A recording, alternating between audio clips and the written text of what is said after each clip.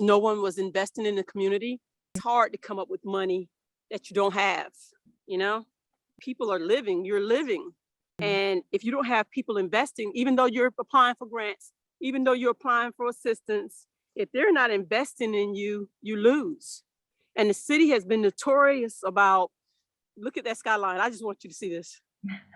The city has been notorious about establishing nonprofits to come into this community and so-called do what they need to do, to implement their plans. And those are the people who get the money, and the people that's actually doing the work and that actually has the tangible property, they don't get the money.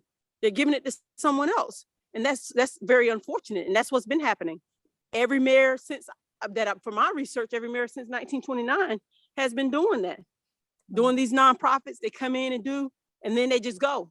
They come in, do illegal stuff, run away with the money, and they leave. And the community is steady being taken over, and then you take it and sell it for a profit to somebody else. But that's it. People haven't been investing, and our people have to invest back in the community and care enough about history in order to save it. And I think now you're seeing some of the renovations, some things happening because people are beginning to invest in the community, or that they care a little bit more than they did before. Sharonda told you her story, which is a very powerful story. And if we could get everybody to transform the way she did and come love their community and want to be about saving the community the way she did, we would be so much farther along. But we're not there. We're not there. But it has moved because she's moved the gauge. She's moved the gauge just by her actions and her passion. And she's the eyes and ears when we're not here. When other people are not here, she's the eyes and ears. So she can tell people what's going on. She can call somebody and say, hey, you're not supposed to be doing this. And that's what we need more of, people saying, hey, standing up for the community. You're not supposed to be doing this.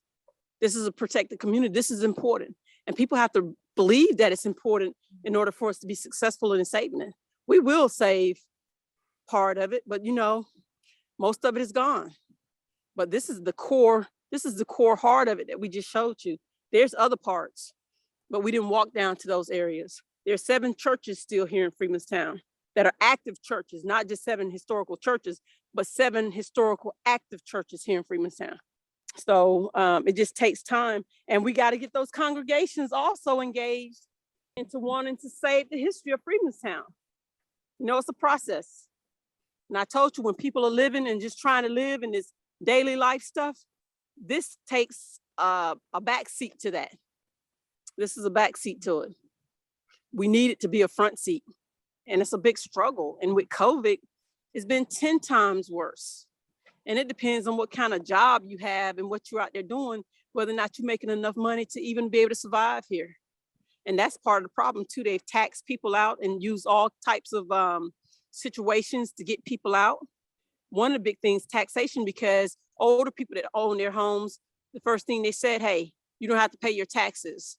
But you don't have to pay your taxes if you're 65. However, your family has to pay those taxes before they can take that land, get that property back for you. And most times people are not in a position to be able to pay that monstrosity of a tax dues that's left. And so the property goes to the city or however they take it. People that are in power don't want you to know about the history of African Americans. They just want you to think that we're this sort of person that has not accomplished anything or did anything. All the most beautiful homes in Houston that was built and owned by Black people, they tore those things down. All the businesses and all those grand things that were built back in the day by Black people, they tore those things down so we can't see them. They don't want it. The history has been whitewashed. And our mission is to tell everybody about the history of Freedmanstown, to inform and engage everyone. There's schools that come down here on tours all the time. The Yates Museum educate and tour hundreds of kids every year down here. It's just that COVID has stopped some of it. We're not doing as many tours as before. COVID has stopped some of it, but they do tours. This house right here, which is the Pauline Gray House, Yates Museum actually has a partnership with Lone Star College, and they do archaeology stuff here, and a lot of stuff is kept in here. The house actually looks better on the inside than it do out here. They do a lot of stuff, so they've been doing educational stuff for a long time. They have partnerships with Texas Southern University, Prairie View University, all these different colleges, and educating people and You know, people have to be willing and wanting to come down here and see it. But they do tours, hundreds of tours every year with thousands of kids. So, you know, we just have to keep doing that. But they don't want it in the history books. They don't want people to know how great our people were and the great things we've done. And Phil told you yourself, it's not just for Black people, it's for white people too, that you need to know the history. It's for the world to know about this history. That's why you see some of those sites that are on UNESCO, that are part of UNESCO, the slave route. That's an educational tool within itself for people to learn across the world about this area. But we're just keep pushing, keep moving forward, keep educating, keep running our mouths and talking to as many people as we can about this community and keep it moving. You know, Sammy Davis Jr. stayed in this house that we're looking at right here with Mr. Field that he just went into. Yeah. Sammy Davis Jr. actually stayed in this house. So it's quite interesting. You know, there have been great people. Most of the great people here in Houston, the businessmen, the doctors, the lawyers, they started in Freemanstown. They might have migrated to other areas, but this was the first place. Freemanstown lies between Montrose, downtown Houston, and actually River Oaks. River Oaks doesn't want it here. And you've had people that it has been their mission, their master plan to eliminate this community. But this community has been fighting. We'll still fight. We'll fight to the last breath. We just need young people to come along with us.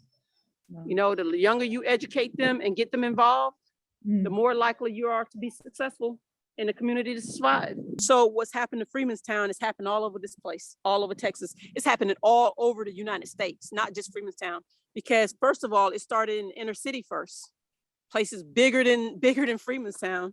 I remember going to Rochester, New York, when I was working after I got out of the military. I did retrofit with type of equipment that was actually housed in different types of vehicles.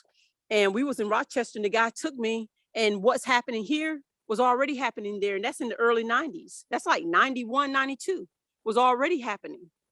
So all it's done is just filter where they go in the city, get rid of everything, get rid of all the homeless, get rid of everything that's there, and keep moving. So no, this is not something that's new. This is by design. This is by design, and it's been happening for a very long time. So it didn't just start happening. It just got to the smaller places or the places that you don't consider the city. That just happened to some areas, but it's been happening for a long time. And there's some communities that were African-American settlements that no longer exist. They don't exist at all. Everything is gone. So Freemanstown, they're holding on, but everything is gone. Independence Heights, almost everything is gone. And that was the first incorporated city in Texas, African-American city in Texas. And almost everything is gone. Third Ward, oh my gosh. You go there and it's like, you don't even recognize the place. Almost everything is gone there too. Acres Homes, that's happening. It's happening. Same thing with Acres Homes, you barely recognize the place. Wow. Everything has been bartered and sold off. If they want to help out, they can actually invest in Yates Museum with their projects that they're going on. And you actually can help invest with Freemanstown Association and Mount Carmel Missionary Baptist Church to help them also. They're under renovation and doing things also. So those are like my three main focused areas. And that's what they can do, contribute. We had people that lived in housing complex when we were going to court, and people that have a lot of money that should be invested in the community gave us their nickels and quarters to contribute to help us pay those lawyer fees. So no amount is too big, no amount is too small. Anything that anyone can do, come invest your time. It just depends. There's all types of ways to invest. So use your talents and gifts and treasures to help us save this community.